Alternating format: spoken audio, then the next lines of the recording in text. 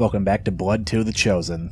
Last time we boarded an airship and looted its cargo holds. Today we're onto its living areas that turn them into dying areas.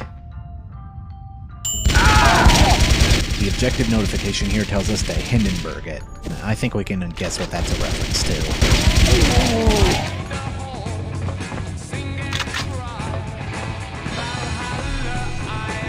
Oh, you son of a... Oh, the humanity!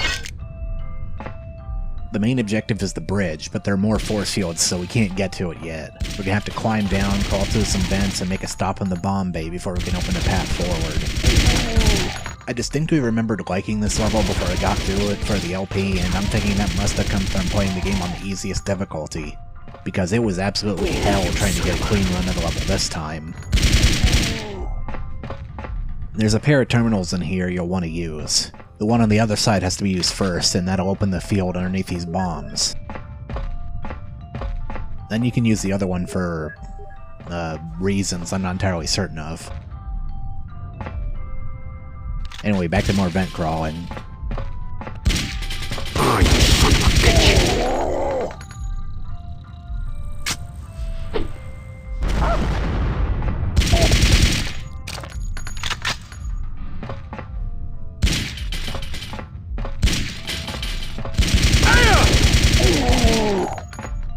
This room is one of the real fuck you parts of the level because of that glass cylinder taking up most of the space in here.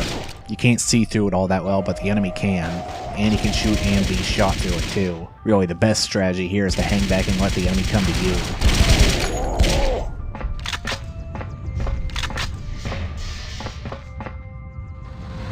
Damn it. And then this next room is also a pain in the ass, mostly because the enemy has the high ground, and it's hard to get an angle on one guy without letting the others shoot you too.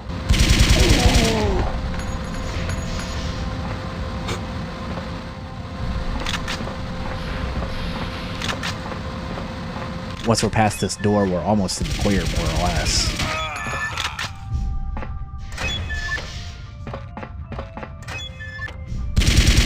We got 3 force fields to deal with in this area. This terminal controls 1. We'll have to go back and take this other door to get another.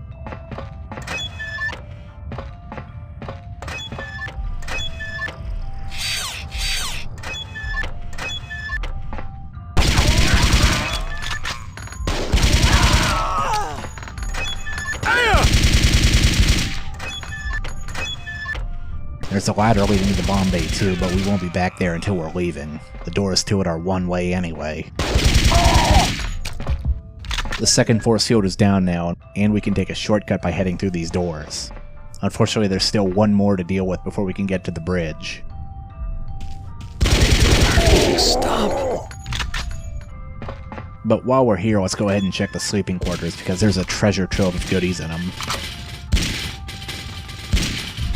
Flares, bullets, and shells. Everything a 200-year-old zombie cowboy could ever ask for. We'll be ignoring the galley for the moment.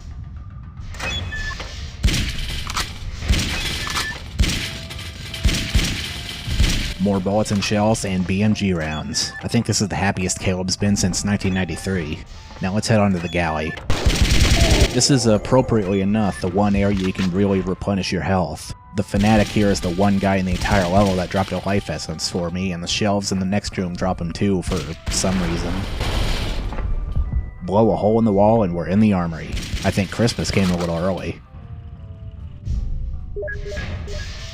Among our goodies is another new weapon, the Insectocutioner. It's kind of like the old aerosol cannon lighter, except worse. Anyway, our last item here is our third and final power-up, the Anger. It increases the damage your weapons deal by a factor of 3. Perfect for killing everybody on the bridge now that the way to it is open. Oh, you son of a bitch!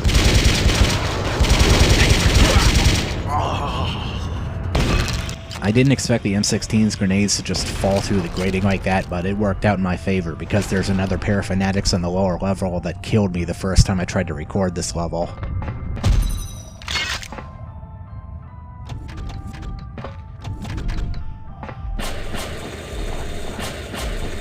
And our self-destruct button is hidden in the bathroom. Getting some Spaceballs vibes now. Alright, now to get off this thing before it blows. I don't think this part of the level is actually timed, but the amount of shit it put me through from trying to get a clean recording of the level, I'm not going back to test unless you pay me. Head to the back of the room first. You'll need a parachute before you jump out, obviously. There's another med kit too, but I lucked out and never needed the one I already have. Geronimo!